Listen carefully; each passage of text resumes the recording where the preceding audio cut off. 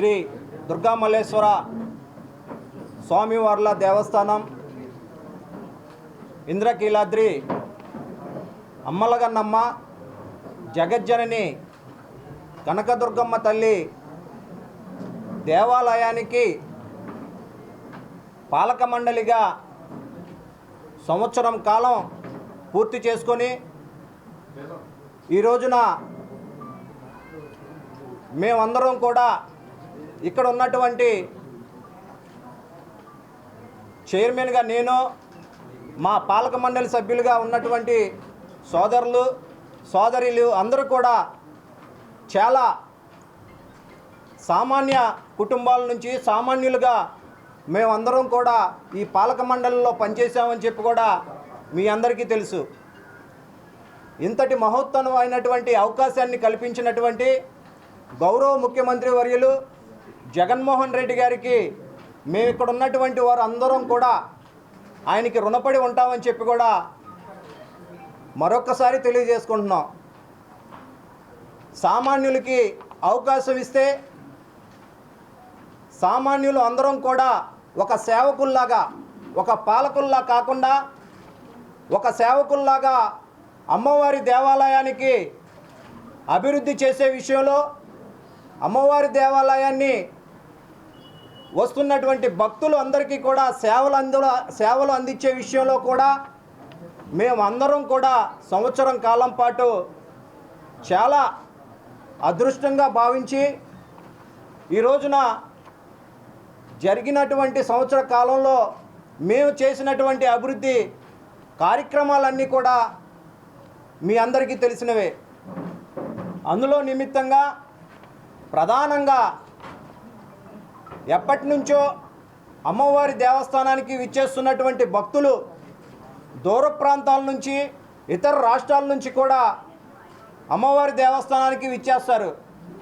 అయితే వీరందరూ కూడా అమ్మవారి దేవస్థానానికి వచ్చినటువంటి వారందరూ కూడా దుర్గాఘాట్లో స్నానం చేయాలి, దుర్గాఘాట్లో స్నానం ఆచరించిన తర్వాతే మనం అమ్మ దర్శనానికి వెళ్ళాలని చెప్పి చాలామంది భక్తులు కూడా చెప్పడం జరిగింది. మాకు అందరూ కూడా ఫిర్యాదులు ఇవ్వడం జరిగింది.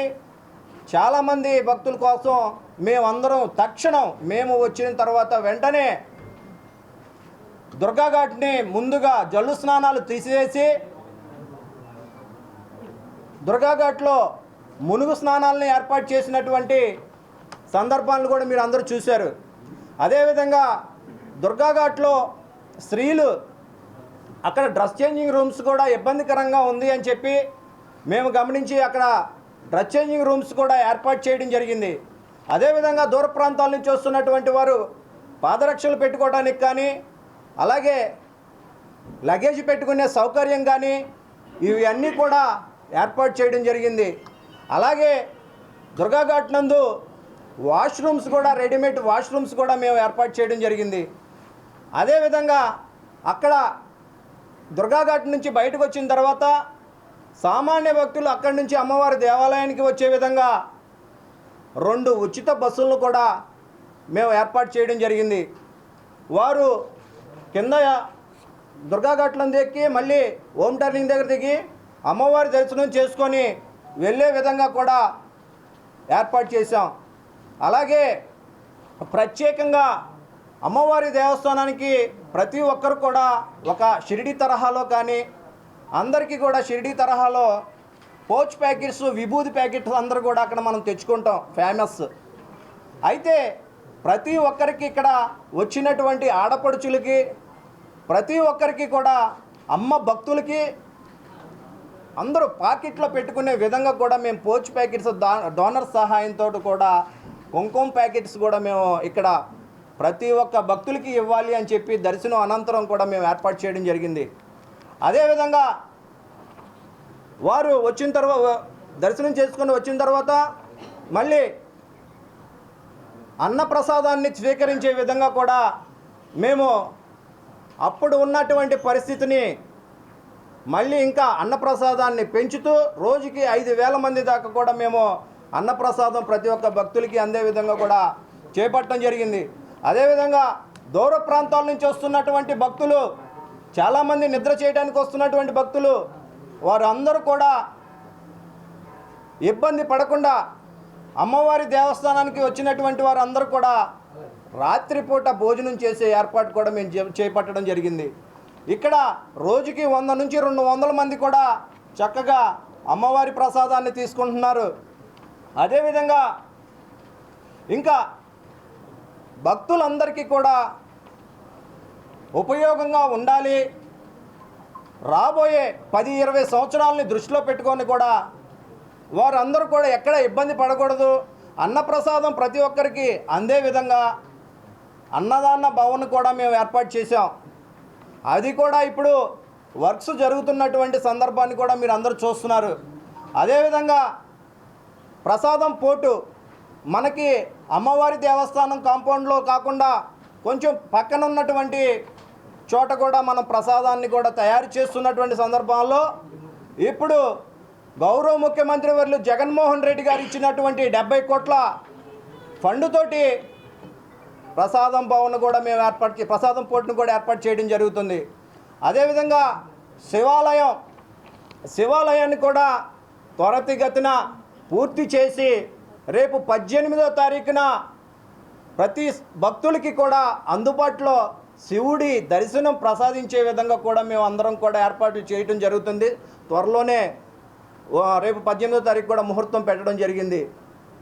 అదేవిధంగా రేపు రానున్న రోజుల్లో ట్రాఫిక్ని దృష్టిలో పెట్టుకొని క్యూ లైన్స్లో కూడా ఇంకా భక్తులందరూ పెరుగుతున్నటువంటి తరుణంలో మేము వెల్వెటెడ్ క్యూ లైన్స్ కూడా ఏర్పాటు చేస్తూ కనకదుర్గ నగర్ నుంచి కూడా వెల్వెటెడ్ క్యూ లైన్స్ కూడా ఏర్పాటు చేయడం జరుగుతుంది.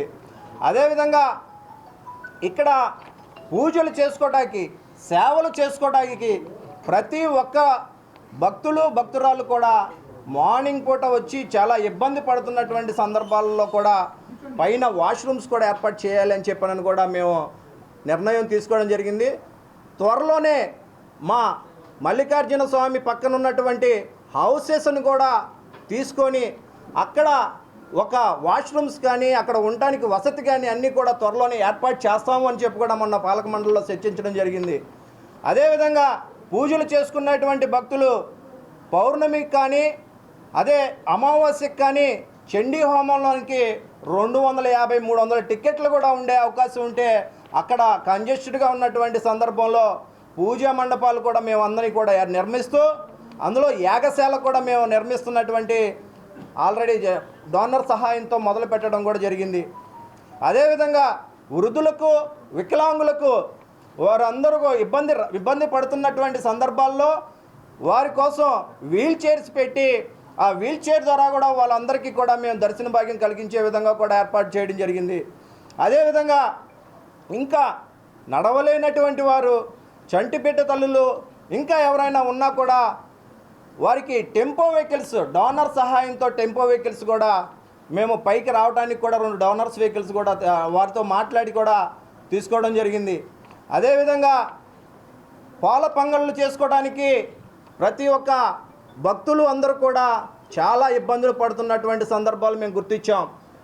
ఆ గుర్తించినటువంటి సందర్భాల్లో వెంటనే త్వరితగతిన అందుబాటులో పాల పొంగల్ షెడ్ను కూడా పైన ఘాట్ రోడ్లో ఉన్నటువంటి షెడ్ను కూడా ఏర్పాటు చేసి స్టవ్లు కూడా పెట్టించేసేసి తొందరగా అందివ్వడం కూడా జరిగింది. ఆల్రెడీ పొంగల్ షెడ్ కూడా ప్రారంభోత్సవంలో ఉంది. అదేవిధంగా ఇంకా రానున్న రోజుల్లో ప్రతి ఒక్కరికి కూడా అమ్మవారి భక్తులకి కావలసినటువంటి సౌకర్యాలు ఏముంటాయి అని చెప్పని మేమందరం కూడా ఇక్కడ ఉన్నటువంటి అందరం కూడా అమ్మవారి భక్తులంగా మేమందరం కూడా సామాన్య భక్తులుగా విచ్చేసి మేమన్నీ కూడా ఆలోచన చేసి ఇక్కడ ఏం చేస్తే భక్తులు ఇబ్బంది పడకుండా ఉంటారు అని చెప్పిన ముఖ్య ఉద్దేశంతో మేము అన్నీ కూడా ఇక్కడ కావలసినటువంటి అన్నీ కూడా నిర్ణయాలు తీసుకొని చేపట్టడం జరుగుతుంది. అదేవిధంగా ఇంకా రానున్నటువంటి సంవత్సర కాలంలో కూడా మేమందరం కూడా భక్తులకి కావలసినటువంటి సౌకర్యాలు చేసే విధంగా కూడా ప్రతి ఒక్కరం కూడా పనిచేస్తాము. అదేవిధంగా ఈరోజు మెట్టు పూజ కార్యక్రమాన్ని కూడా మేమందరం కూడా మా అక్క చెల్లెళ్ళందరూ కూడా మా అన్నతమ్ములందరం మేమందరం కూడా ప్రతి ఒక్కరం కూడా మెట్టు పూజలో పాల్గొని ప్రతి ఒక్కరం కూడా ఈ రోజున మెట్టుపూజ చేసుకొని అమ్మవారి ఆశీస్సులు ఈ ప్రభుత్వం మీద, జగన్మోహన్ రెడ్డి గారి మీద అన్నీ కూడా అమ్మ ఆశీస్సులు ఈ రాష్ట్ర ప్రభుత్వంలో ఉన్నటువంటి ప్రతి ఒక్కరి మీద, రాష్ట్రంలో ఉన్నటువంటి రైతు, పాడి, పంట అందరూ కూడా బాగుండాలి, అందరూ సంతోషంగా ఉండాలి అని చెప్పినని కూడా మేమందరం కూడా అమ్మవారిని దర్శనం చేసుకోవడం జరుగుతుంది. అదేవిధంగా మేము చేస్తున్నటువంటి పనులు, ఇంకా అభివృద్ధి పనులు కానీ, ఇంకా టెంపుల్లో ఉన్నటువంటి సౌకర్యార్థాల దృష్టి కానీ మా మిత్రులు, ఇంకా మీడియా మిత్రులు కానీ, అలాగే సజెషన్స్ బాక్స్ ద్వారా కానీ వచ్చినవి అన్నీ కూడా పరిశీలించి అవి అన్నీ కూడా మేము చేపట్టడానికి సిద్ధంగా ఉన్నామని చెప్పి కూడా తెలియపరుస్తున్నాము. ముఖ్యంగా ఈ సంవత్సర కాలంలో గత ప్రభుత్వంలో ఉన్నటువంటి పాలక మండళ్ళు చూశారు మీరందరూ కూడా. వారందరూ కూడా ఎన్నో ఎలిగేషన్స్ చేసుకుంటూ ఎన్నో రకరకాలైనటువంటి పాలక మండళ్ళను కూడా మనం చూసాం.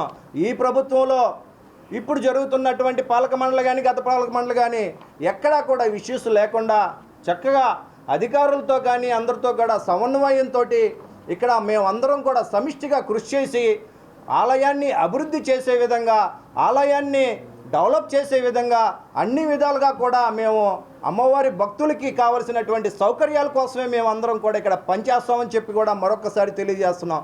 ఇంకోటి ఏంటంటే, ఇక్కడ ఉన్నటువంటి పాలక మండలిని పాలకులుగా కాకుండా మేమందరం కూడా సేవకులుగా చేసి ప్రతి ఒక్కరికి సేవ చేసే యోగ్యత కల్పించినటువంటి గౌరవ ముఖ్యమంత్రి వర్యులు జగన్మోహన్ రెడ్డి గారికి మరొక్కసారి ధన్యవాదాలు తెలియజేస్తూ సెలవు తీసుకుంటున్నాం.